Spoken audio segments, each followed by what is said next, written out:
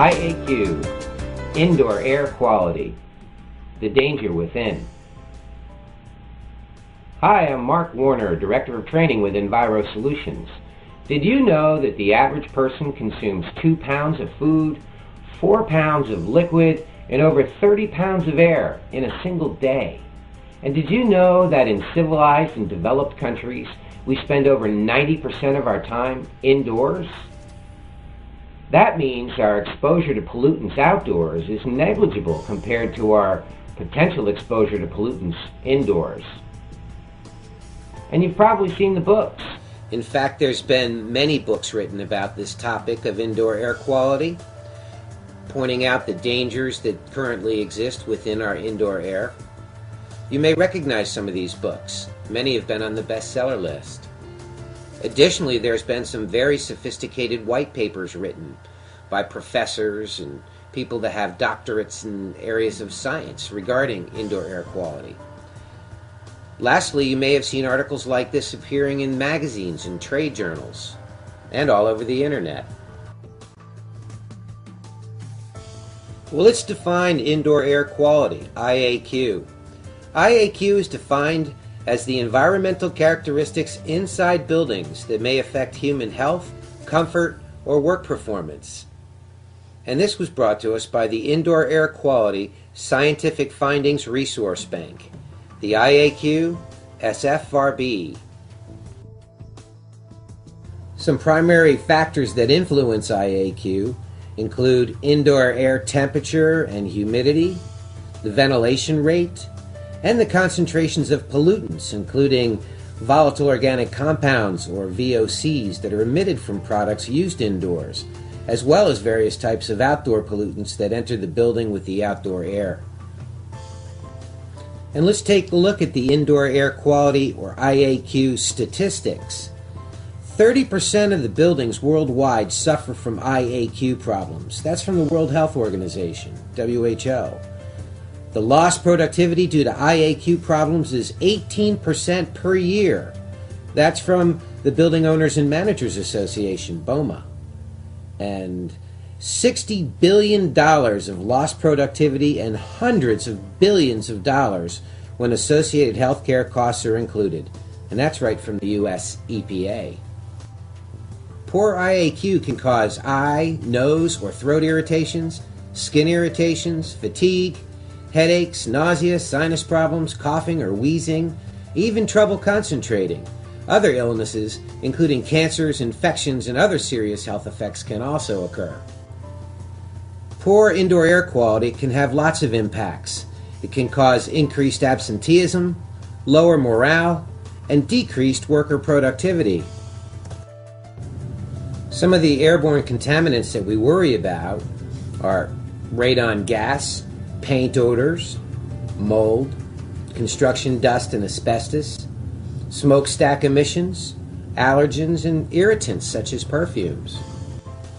Some common sources of contaminants are building materials, furnishings, equipment. Of course, pest control products are a concern as well. Pets, molds and bacteria colonies, and of course, cleaning products. It's been said that the number one impact on indoor air quality is the off-gassing and aerosolized material used in cleaning products used on a daily basis. Traditional cleaning products have contained all sorts of hazardous and toxic ingredients over the years, and all these materials end up in the air we breathe. Specifically, as it relates to cleaning products, there's an important note. Changing to green cleaning products is the simplest change you can make to improve your indoor air quality. Mold, mildew, and moisture. Mold is a prominent IAQ problem. Mold grows and reproduces in the presence of moisture from leaks or elsewhere. Moisture control is a primary mechanism for reducing mold growth. Air conditioners set too low can actually create cold spots that can reach the dew point, causing moisture. And who's at risk? When it comes to breathing in harmful chemicals, the people doing the daily cleaning face the greatest risk of exposure on a daily basis. And here's a chart that assesses the risk, which risks are of greatest concern. It identifies the less serious versus the more serious. as well as some of the impact they can have on the human body. One of the things we do is look at indoor air quality as a three-step process. First, begin with capturing and controlling the source of poor air. Entranceway matting will reduce the harmful plastic byproducts, the heavy metals, pesticides, and fertilizers, and other synthetic chemicals that are tracked in from outdoors. Second, improve the ventilation. Keep HVAC systems maintained and replace the filters regularly. Third, clean the air in the building. Vacuums that utilize HEPA filters capture 99.9% of the dust, pollen, and other particulates. And of course, green cleaning products minimize fumes or VOCs from entering the indoor air. Yes, a three-step process is the right way to approach it. Cleaning the air after it's already dirty is the least effective method. It's better to attack the source of the problem first. And we need to take a look at the entire indoor environment. The carpeting should meet environmental standards with reductions in VOC and hazardous material content and increases in recycled and bio-based content. Virtually all building materials have the potential to impact indoor air, including paints, glues, adhesives, wood preservatives, and so on. So there's a lot to managing the indoor air quality. We need to do certain things very critically. We need to ventilate occupied areas at a minimum rate of 15 cubic feet of air per minute. We need to maintain indoor carbon dioxide levels between 800 and 1,000 parts per million. And we need to maintain indoor relative humidity below 70% and the temperature between 68 and 78 degrees Fahrenheit. Additionally, when we're managing indoor air quality, we need to assure both fresh air supply and exhaust ventilation, and keep idling vehicles away from the ventilation inlets. Other things we can do to manage the indoor air quality is to eliminate standing water and wet materials within 72 hours of wetting. Double bag water-damaged materials and throw them out. Change filters and clean drip pans often. We also need to replace volatile and VOC-laden chemicals with non-volatile, zero VOC products. Replace toxic and noxious chemicals with non-toxic chemicals, and dispose of used cleaning solutions immediately. Measuring your progress is important. Track where you started out and how you are proceeding. Use of an indoor particulate counting device is helpful. Now let's look at the cleaning connection. We interviewed a few people regarding their opinions regarding green cleaning. Green cleaning is a fundamental component of a green building. And all the benefits of having a green building disappear the first time non-green products are used. And you know, they're right. The VOC level of a traditional floor finish stripper typically is about 15 to 30%, where a green certified floor finish stripper may have a VOC content of 6% or less. The volatile organic compounds of concern include 2-butoxyethanol, which is being investigated as a possible carcinogen, and ethylene glycol methyl ether, among others, which have been associated with eye, skin, and ear infections, and may even cause birth defects. So we know thorough cleaning can reduce dirt and dust particles as well as VOCs. Thorough cleaning has a direct and dramatic impact on health and productivity. Dr. Leonard Krylov has been quoted as saying, "Thorough cleaning has been shown to reduce total illnesses by 24%, doctor visits by 34%, and absentee days by 46%. Stephen Ashkin has been quoted as saying, "Housekeeping plays an essential and critical role in maintaining a healthy indoor environment." So let's look at other ways to improve indoor air quality. That's going to include improved operation of the HVAC systems, using green cleaning equipment, using green cleaning procedures, and of course, using green cleaning chemicals. Of course, we've already discussed how HVAC systems play a critical role in controlling indoor air quality. Let's take a look at other equipment. There's lots of great green cleaning equipment out there. Microfiber tools are a great green choice for hard surfaces. Vacuum cleaners have a huge impact to indoor air. The efficiency of the vacuum cleaner's filter will greatly impact indoor air quality, making it either better or worse. Poor filters will recirculate dust, textile fibers, pollen, chemical residues, bacteria, fungi, viruses, even dead skin cells back into the air. HEPA filters are highly efficient, capturing 99.9% or more, making indoor air cleaner rather than contaminated.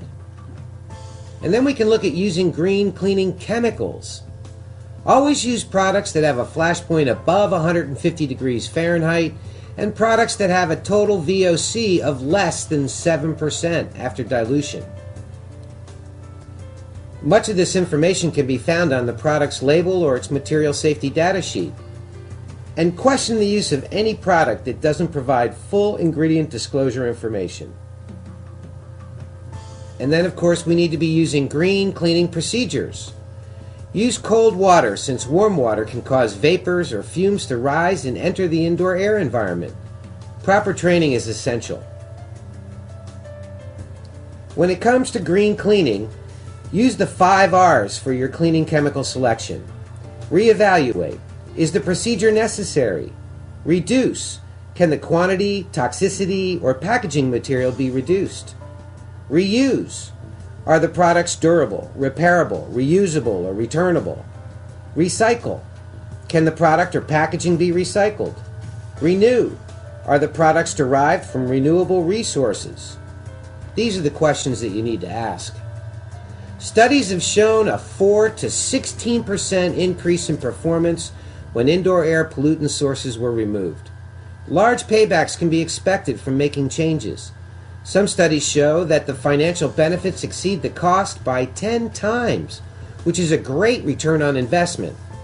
Now, in order to show these financial benefits, you need to know how far you've moved forward, and determining what baseline to use as a basis of comparison is critical.